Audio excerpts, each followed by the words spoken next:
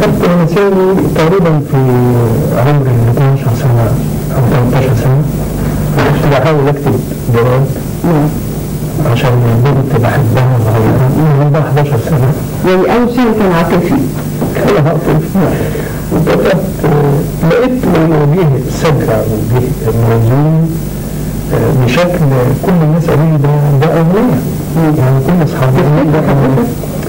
كنت بقول الورد ده ضرب أنا وغيري وهو اللي جاي وردي من غير الطفل من بعد برميك كم سنة وأنا رميت بدمعتي علشان ينور بيوتي وبعد ما طاب مستوى الشوك فضل من اسمتي. يعني ده ظلت معايا هذه المرحلة يعني لحد دلوقتي ان انا اذكر يعني ما نسيتهاش ابدا. لا طبعا. حضرتك كشاعر يعني بتكتب بالعامية. اخترت العامية اقرب للمستمع من العربية الفصحى. يعني بحكم اللهجة بتاعتنا ولهجة التعامل يعني اخترتها على اساس تكون اقرب وسيلة للتعبير عن الانسان العادي يعني اذا اللهجة المحلية بتكون اقرب في توصيل المعنى طبعا او الاحساس من العربية الفصحى، رغم ان اللغة العربية هي اللغة اللي متعارف عليها او مفهومة لجميع الشعوب العربية. في ساعات بتبقى لهجات مش مفهومة، لما بيكتب الشعر باللغة العربية البسيطة ممكن يوصل المعنى لأكبر عدد ممكن. ونذكر ربنا سبحانه وتعالى ان حتى العامية المصرية يعني عامية بيعتبروها قريبة من اللغة راقية في جميع الدول العربية يفهموها. يعني يمكن الدولة يعني الشعوب ما تفهمش بعض زي ما بيفهموا اللهجة المصرية ويحبوها جدا ودي ربنا حرام بيها. الشاعر مصطفى برضه بيشوف انه تميز الشاعر او شهرته بترتبط بانه يبقى فيه مطرب يغني له كلمات اغانيه فبالتالي يبتدي ينتشر او يبتدي الناس تعرفه. وفي المرحلة دي يعني يمكن انا افكاري بدل ما اقولها في ديوان شعر او في مجموعة قصائد يعني ممكن ان انا اقولها عن طريق اغنية بتبقى يعني اكثر انتشار ووصول للناس. لكن للاسف يعني عملية القراءة اصبحت ضمينة يعني او الناس ما عادش في قارئ يعني زي طبعا الناس دلوقتي بتحب تسمع الكلام عن طريق اغنية اكثر ما تقرا. طبعا. مين غنى حضرتك من غنيت يا أنغام أغنية يا طيب اللي أعزز الأغلى وأكثر الأغلى. غنى لي كريم محمود أغنية يا نفسي توبي. غنى لي جورج وسوف جرحونا بن شاعري راغب علامة وليد توفيق. مدحت صالح غنى لي من أحلى الأغاني للأسف ما تعملش الأذان على التلفزيون كانت على طول اسمها أنا ماشي وفوت قلبي هنا.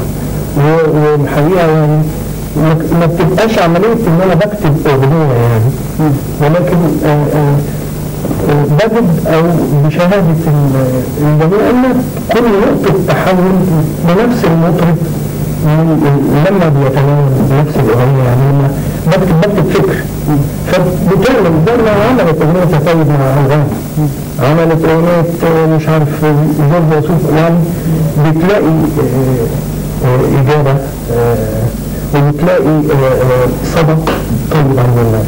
طب الشاعر مصطفى الصبيدي يعني لما كنا بنقرا زمان اشعار بيرا مكتوب او الاشعار الجميله للشاعر الشباب اللي ظل هذا اللقب مرتبط بيه حتى بعد وفاته شاعر الشباب احمد رامي، لما كنا نسمع كلامهم كانوا يقولوا احنا يعني مثلا الشاعر احمد رامي يقول انا قريت المكتبه العربيه وقريت المكتبه الفرنسيه وبعدين لما بدات اكتب الشعر كان عنده مخزون من القراءات كبير جدا جدا جدا بحيث ان الافكار اللي هو بيكتبها بتنفيذ كده بسلاسه. فعلاقه الشاعر القارئ او استيعابه لكل ما كتب قبله وهو بيصيغ كلامه بتشوف حضرتك اهميتها ايه؟ لا اهميتها طبعا زي الغذاء بالنسبه للجسد. القراءه بتبقى غذاء للفكر وللأسف يعني احنا كجيل برضه في تقصير.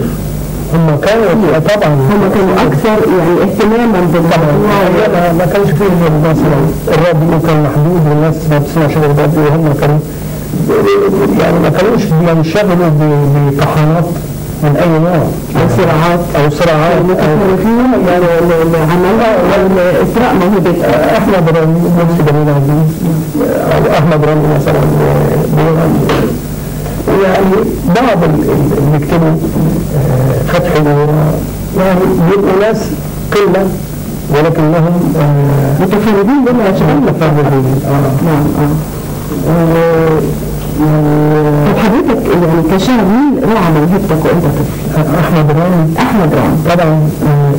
كنت دايما التقي بيه قدام اذاعه الشريفين، كان له مكتب هناك مع طاهر ابو زيد وفاروق عبرمه. كان بيسمع معاك يا استاذ مصطفى؟ طبعا ده كان بيستشهد بكتاباتي للناس اللي كانوا بيروحوا عندي.